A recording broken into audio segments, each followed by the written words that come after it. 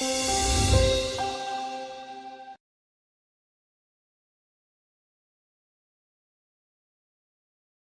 name is Olivier Telle. I'm a French researcher. I'm affiliated with CNRS in France at Sorbonne University and in Center for Policy Research in Delhi since 6 months. I'm working currently on the sanitation program, trying to link the emerging diseases such as dengue, chikungunya, and all these vector-borne diseases with evolution of a city. So I will start right now by kind of putting everything in context. Dengue as an emerging disease. Of course, dengue, as we all know, is emerging worldwide since the year 70s or 80s even. It's a kind of a surprise because during the 70s we thought that infectious disease were controlled in the world. I would remind that US surgeon declared in the 70s that infectious disease were completely controlled all over the world. Of course, it's not true. We could observe epidemics of new diseases or diseases that we thought to be controlled, such as AIDS, dengue, and chikungunya, and all these kind of diseases. So vector-borne disease play a major role in these emerging diseases. As I said, there are chikungunya, dengue, and the recent epidemic of Zika is a reminder that our health is not secured anymore. Why such emergence? It could be due to the global warming, which of course is still in debate. But most of all, my opinion is that urbanization is playing a major role in this emergence worldwide. Why? If we take the case of dengue, just to recall what is dengue. Dengue is a virus, is transmitted to the Aedes species. And a big issue with Aedes species is that it's well spread in urban area. Why this? It's because this mosquito needs a very small quantity of water, and it likes to lay eggs in, let's say, human waste. You will find a lot of this breeding site outside in cans, in all sorts of human waste, and in the water storage that people use within city for the use of water. So of course, as you know, urbanization is a major trend right now. We have more and more people residing in city, and with this phenomenon, we have the emergence of dengue, chikungunya, and Zika virus, which are 3 viruses transmitted by the Aedes aegypti mosquito and albopictus.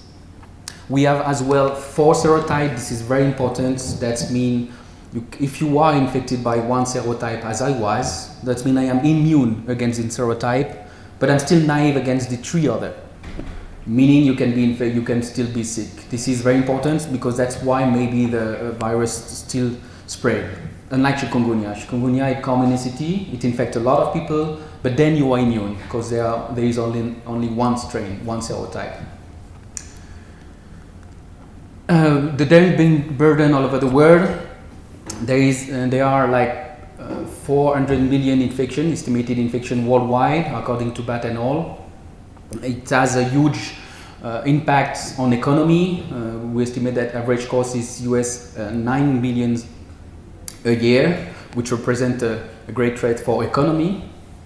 And my work, what I did is really to study the dengue in India. What I'm going to present is actually some result of my PhD I realized in Delhi in 2011. Using the surveillance data regarding dengue, and another project we realized with the National Institute of Malaria Research in Delhi, where we went on field testing people for antibodies. I will explain that a bit later. Just to contextualize dengue in India, the disease spread fast since the years 90s. It has been first discovered in 60s by Indian researcher. And in Delhi, we have increased epidemic since the year 1996. So this is a major issue. You have here a figure of the dengue epidemics in Delhi. We can see that the normal cycle of dengue epidemics is that we have 1 epidemic every 4 years. What we are currently observing in Delhi is the, let's say, acceleration of this epidemic. Now it's not coming every 4 years, it's coming every 2 years, which is very problematic, of course. So we have we had a big epidemic in 2015 and 2013. This is a classical trend of dengue. We know it's spreading after the monsoon, let's say from the month of August and it spread during 7 to 8 weeks at fast spray. So I will go back to what I did during my PhD. So I work in collaboration with the municipality of Delhi. I use the surveillance system. There are 38 sentinel hospital in Delhi. This is an important information because that's, let's say, the only city I would say in India where we can do this kind of study, precisely because we have a pretty good surveillance system. We have, in comparison with Mumbai is since recently only three sentinel hospital. Kolkata is quite the same. So we used to say that Delhi is a capital of dengue. I would say that Delhi is a capital of dengue because it's much more recorded here than anywhere else.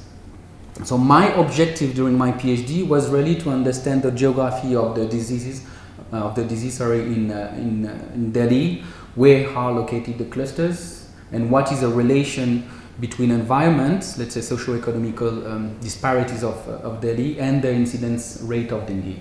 Why we are doing that is in geography we are used to observe epidemic within city. It started by John Snow. I don't know if you see this map, where John Snow mapped the cholera within the city of London and understand the relation between the environment and the cholera cases.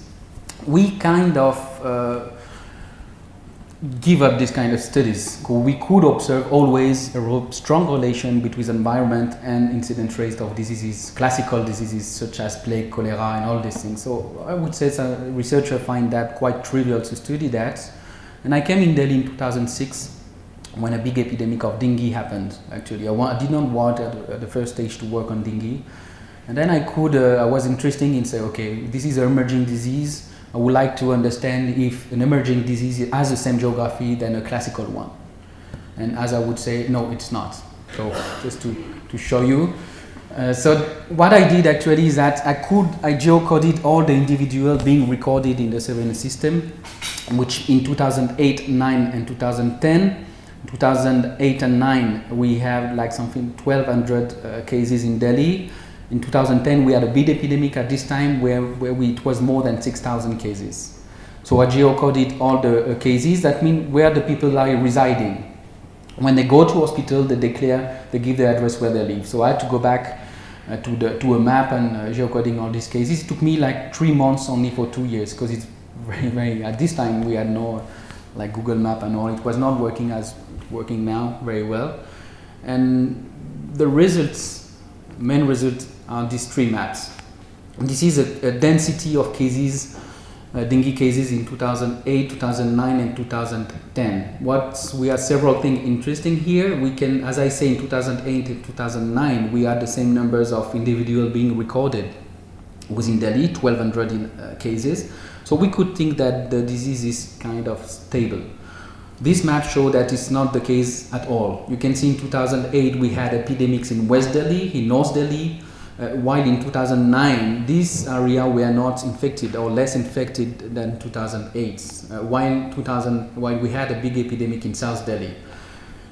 This is very important information because this changing geography means that we cannot control the upcoming epidemic according to the previous one, because the geography is changing very rapidly. I cannot show it here, but actually what we did is that I create a temporal map of these cases. What we can see is that once we have a dengue case in an area, you have kind of a small earthquake. From these cases, you have a local spread of the dengue cases within 100 meters.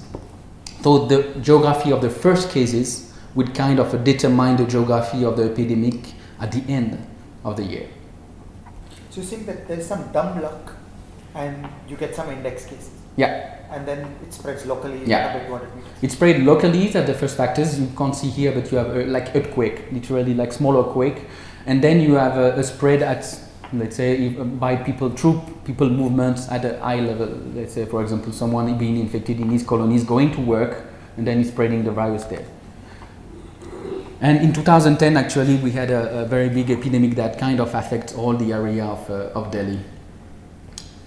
This is a regularity, this changing geography of dengue. I could observe that in other places, such as Bangkok, and are the epidemic at the bottom of dengue in Vientiane, 2013, 14, and 15, and we have similarities. That means that we have a changing geography despite same numbers of dengue cases all through the year. So it makes this disease very complicated to manage. This is not only due to the index cases, but as I say, once you get infected by one serotype, you are immune. So probably in 2008, the cases you see on the West Delhi, the diffusion of dengue was so high that most of the people were immune, and you had no space anymore for the disease to really And one outbreak would involve multiple serotypes? Or is it that one outbreak is localized to one serotype? This we don't know in Delhi, unfortunately, because there is too few serotyping. So we don't know actually, this is an interesting remark, we don't know if all of these cases are the same serotype. There are studies made in Bangkok where they show it was the same serotype. You have homotopy, as they say. The more closer you were to index cases, the more probable that it was the same serotype. Here it's just an assumption, but strong one, but still, yeah, we need serotype and even strains to confirm this geography, this phenomenon. So as I said, the second aim of this research working was really to understand the relation between incidence rate and socio-economical characteristic of colonies. So we created a GIS at CSH in 2009, taking into account several information such as water access, density of population, etc., like let's say 15 information total, to create this map that you can see on the right, which gathers several socio-economical typology. And I kind of make a match between the characteristic of this colony and the numbers of dengue cases I could plot within these colonies. I don't have the result, but as I say here, what we could find is that dengue was not only affecting deprived area of Delhi. It was very much present in South Delhi, where we had a good water access. You can see the map here in 2009. We had an epidemic in South Delhi where let's say the well-planned colonies are located. So dengue is definitely not affecting only the deprived colony. This is a phenomenon that has been shown as well in South America, in Brazil, in Bangkok as well. We showed that as well in Laos. And this, let's say, spatial and social ambiguity is being found not only for dengue, it's being found as well for chikungunya. And the recent outbreak of Ebola showed us that cities were affected by Ebola, while we thought these diseases would remain in rural area. The second aim of this research, as I said, in 2013, we had a collaboration with National Institute of Malaria Research. So, okay, I was using before the surveillance system data to kind of draw the geography of dengue, but we're not sure the quality of the surveillance system. So we went in 18 colonies of Delhi, sampling them through socio-economical characteristics from deprived area to, let's say, rich area, to understand the same things. Do we have a link between the socio-economical environment and incidence rate? So we selected 18 colonies, and IMI went on field to test people for dengue. When I say test for people, it's a dipstick like you do to control your sugar and blood. It's very easy to make, and you can find the IgG antibodies. IgG antibodies are antibodies which are developed for dengue all your life and stay in your blood all your life. That means if we have someone positive for IgG, we know this person has been infected by dengue at least once in his life. The other indicators are two, so we have NS1 plus IgM, meaning if we have someone in the individual positive for IgM or NS1, we know this person is currently affected by dengue. So we could draw understanding of, let's say, geography of the disease, the short-term one, the previous months, and the long-term one.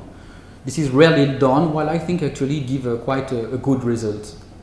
So these are the different colonies we sample actually.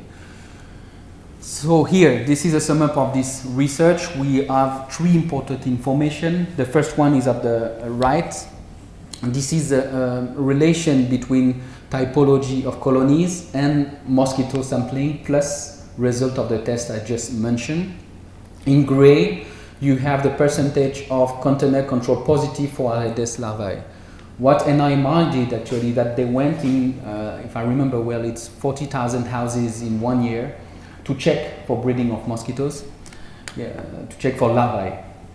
what we could see actually is that you have a strong relation between the quality of the colonies and the numbers of houses being control positive. If you don't have water access, you are more prone to have Aedes aegypti development in your house. Why? Because people are storing water. Since they don't have access to water, they need to store water in buckets, and these buckets are perfect breeding site for Aedes aegypti. You can see, for example, here that we have only 4% of houses control positive for Aedes in rich area, while we have more than 10% in a deprived colony. So we could think that we would have more dengue in impoverished high density compared with rich one, but it was not the case, confirming what we could see with surveillance system. Meaning here we have, for example, in impoverished high density, we have 50% of the population showed past antibodies for dengue. That means half of them were already infected by dengue in their life. It keeps decreasing. You can see that in middle area we have only 10% of people who showed antibodies, while in rich area we have something like 35%. So we don't have a clear association between quantity of mosquitoes and incidence of the disease. Why this? It's because actually a central area in Delhi are mainly rich area. As you know, South Delhi is central places where lots of people are going to travel during the day to work, to shop, etc. And with them is traveling the virus. So you have a local transmission of viruses despite a lower amount of mosquitoes.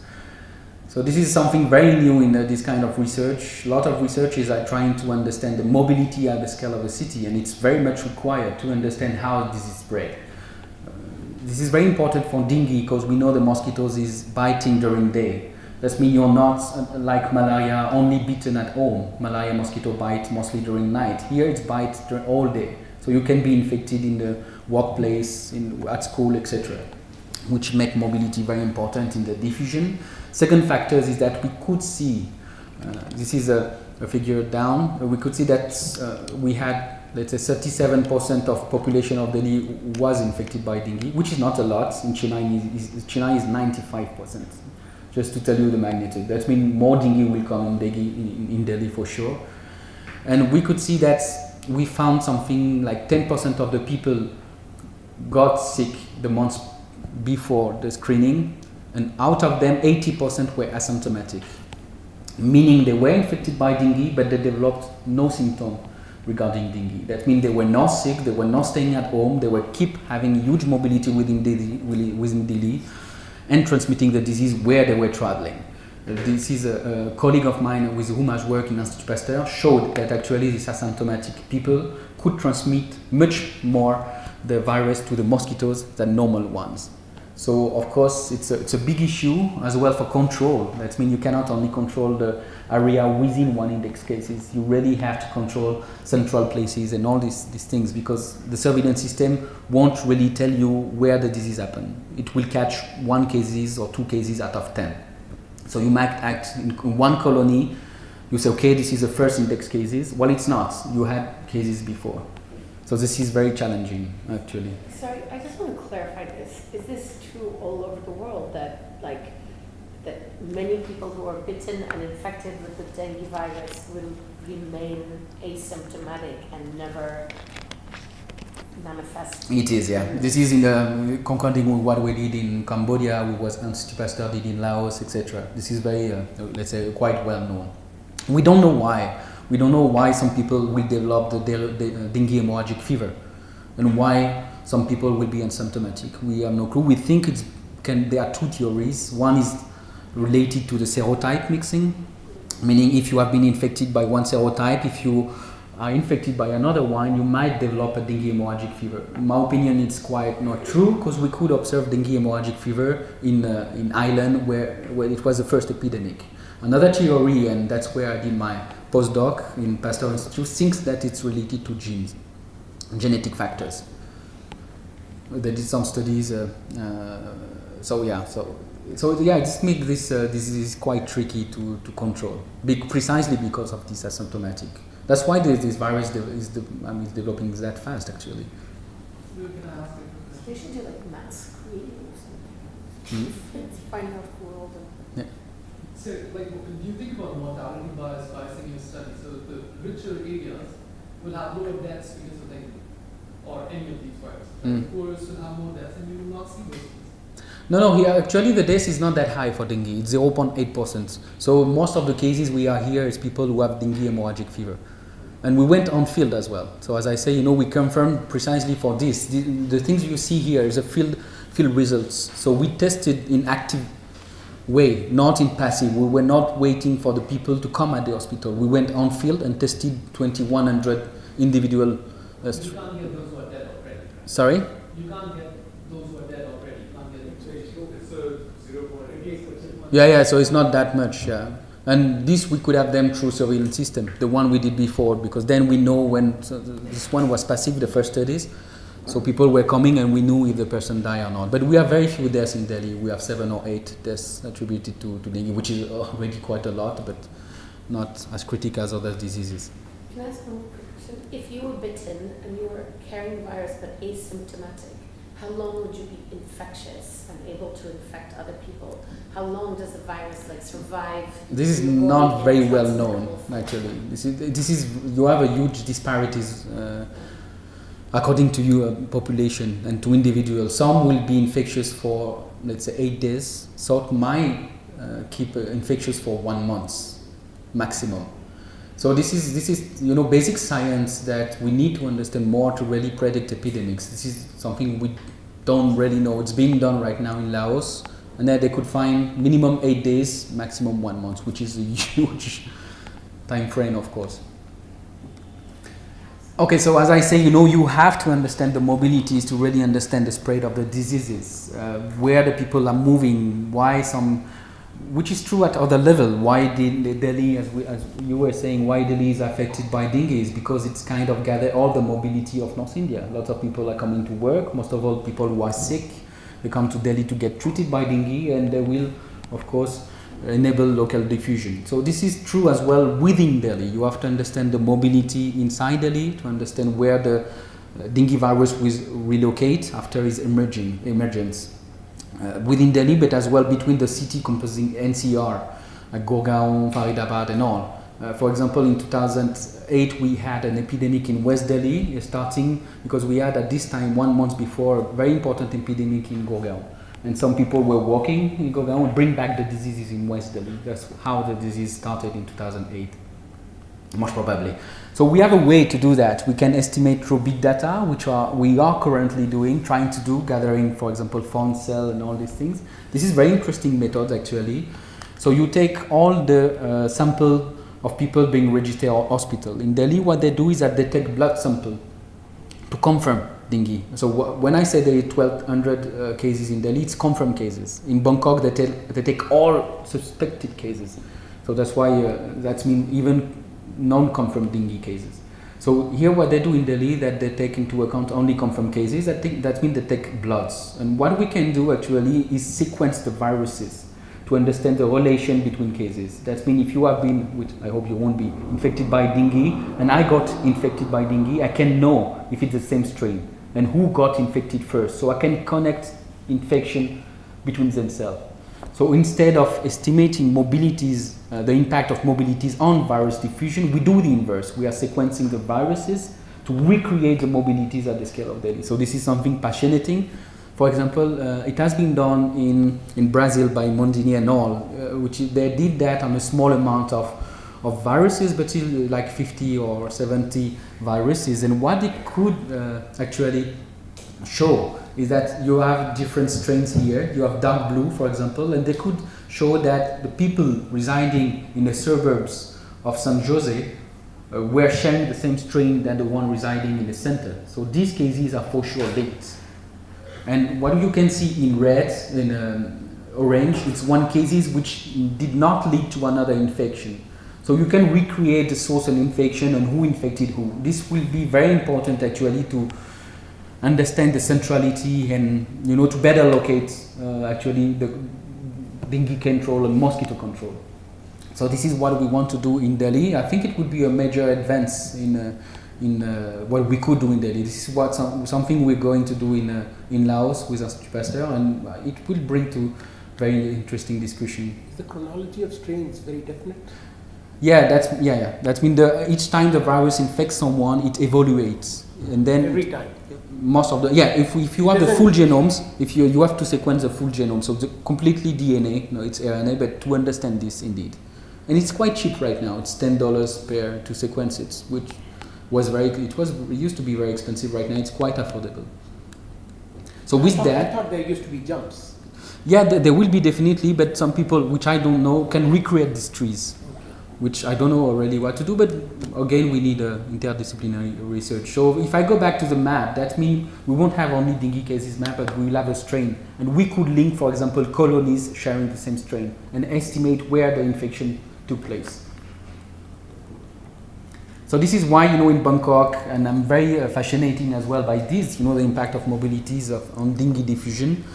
Sequencing can tell us as well a lot about strains mutation on field. If you are, for example, as I say, winter kind of stop the strain diffusion in Delhi, we could understand if the strain at the beginning of the epidemic is the same one as the one detected at the end of the previous epidemic. If it's the same one, we know that the virus is hiding somewhere in Delhi. If it's a different one, we know that it was imported from another places. So it will really lead to let's say mosquito control.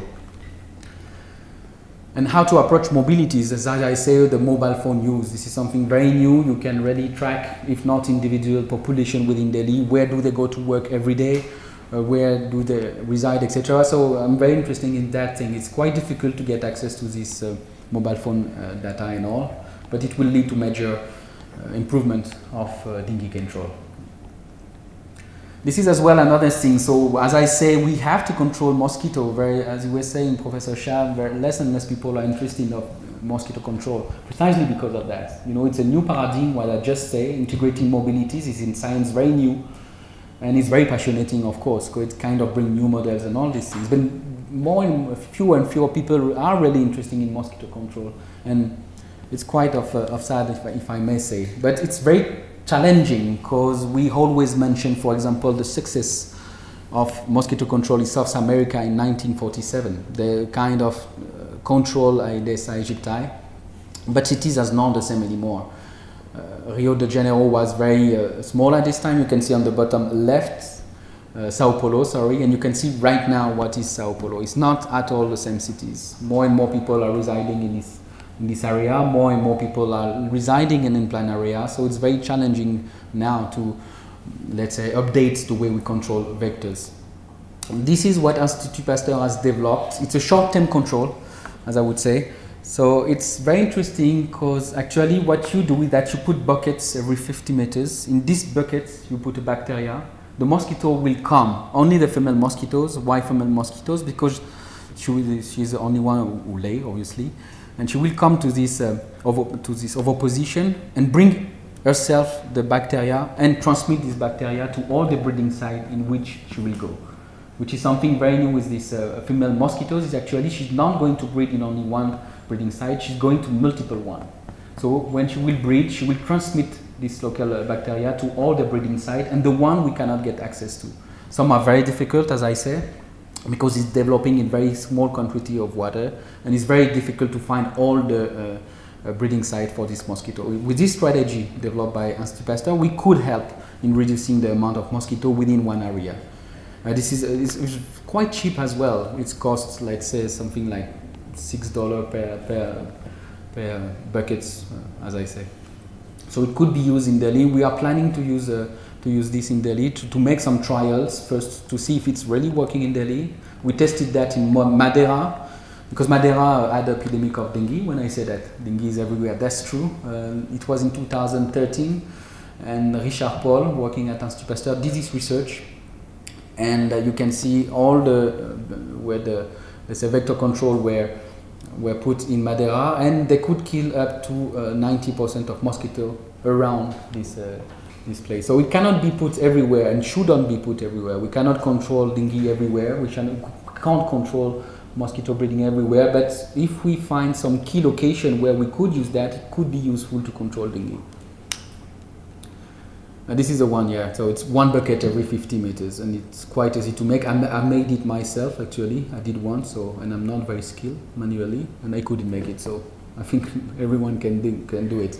So this is the impact of mobility on disease control. Another thought that I have, this is why actually I'm working with Center for Policy Research, is to link this disease emergence with the sanitation program. We are kind of estimate only the dengue diffusion with 1 year. We take epidemic after epidemics, but my opinion is that we should understand this epidemic as a more larger pictures, not only one epidemic, but all these things. And what we can see in Delhi is actually, as I say, if you study one epidemic, it's very difficult to understand factors of risk. If you study all epidemics, then you can see very interesting fact. This is fieldwork results, and we could see that, for example, the household who had water access were twice less infected by dengue than the other one. It's a major issue. While we couldn't find any risk factors for one epidemic, but on long term we could find these factors of risk. And people using repellent every day were similarly twice less infected than the other one. Very few research are doing that, actually trying to understand the link between city evolution and exposure to a disease like dengue, while it shows important result. That means by improving water access, we could help to control dengue. It wouldn't be the only way to control it, but it could help. This is another factors, so it's linked with the link between climate and let's say socio-economic characteristic of Delhi. Could be surprising, but we mapped the land surface temperature in Delhi. So we could see actually that we have a huge disparities within Delhi according to population density. For example, in June it's 34 degrees in South Delhi next to the ridge, while it's in Shahdara it's 44 degrees. You have 10 degrees difference within Delhi. It's huge. Sure? I don't. We are sure. It's shown as well by people of Dehradun. They did this kind of study in Delhi. And they show very readily they did amazing work on that, testing on field. In winters, similarly, we have the same kind of different temperature. As I said, the epidemic has stopped in winters because the temperature is too low. Normally, it's too low to enable the mosquito proliferation. But what we could see is that this is the detection of mosquito made by an IMR. We have 3 categories of colonies: impoverished low density, impoverished high density, and rich area. And we could see that in winters we couldn't detect mosquitoes in the rich area, larvae, but we could find mosquitoes in the impoverished high density. So one theory, one hypothesis is that actually the high density area are actually warmer than the other ones. So that means it's 5 degrees during night in Delhi, overall in Delhi, but actually it could be 15 degrees in this impoverished high density. So we think that with this proliferation of mosquitoes, we have a proliferation of dengue viruses within this environmental niche. So by acting in winters in this area, we could help in controlling the strain diffusion during epidemics. But still, it's one hypothesis. We need now to confirm. So catching mosquitoes this winter, coming winter, and testing them for dengue is very easy to do. So like this, we know that we have a circulation of dengue within Delhi. This is, for example, the surveillance system. You have the black dots. Black dots represent all the winter cases being registered in Delhi since 2011. And we can see that most of them, 90% of them, are located in high density area, which does not come from our hypothesis, but lead to think that we still have a circulation in this area. So all this to say that, of course, mobility has to be integrated in the analysis, but it makes the diffusion very complex within 1 year. It depends on people, mobility, temperature, etc. It's very complex to predict epidemic. If we think of long terms, I think we have better chance in controlling dengue, not only in Delhi but all over India. Of course, there is a tremendous work being done in Delhi every day in Delhi to control dengue, but this is not the case for the cities, which does not have the same means than Delhi. Of course, we have increasing urbanization in all India. Uttar Pradesh, Bihar, all the states have more and more cities. Most of them are not considered as cities. They are growing, let's say, rural area. We still remain under let's say, law of rural area, they do not have the means to control the epidemic of dengue. It's very, very problematic because, of course, you cannot control one place if you do not control the other ones. It's true at the local level, it's true at the national level, and it's true at international level, of course, as well. If you want to improve the health of, I don't know, someone living in US, you have to improve the health of someone residing in Laos, because with international circulation, travel, viruses. So it's a big challenge, of course, to control dengue. In my opinion, it could help as well to really improve the way cities are managed, to improve our governance of cities, etc. I would just remind that Paris is Paris thanks to the cholera. That's when really we changes the landscape of Paris to help in control of cholera cases. And rich people understood that if they had to protect their own health, they have to protect the health of poor people, of deprived people. Of course, so yeah, I think viruses tend to link people, link nations. So it's a great challenge. I think it's a great as well opportunity for us to improve on this. And yeah, I would finish by understanding as well the governance of diseases. Who is doing what at what scale is another very important thing. Include as well public finance. Dengue is very costly. What would be the cost of improving, for example, sewer water access? It costs money, of course, but I think dengue is costing equally much money. Thank you.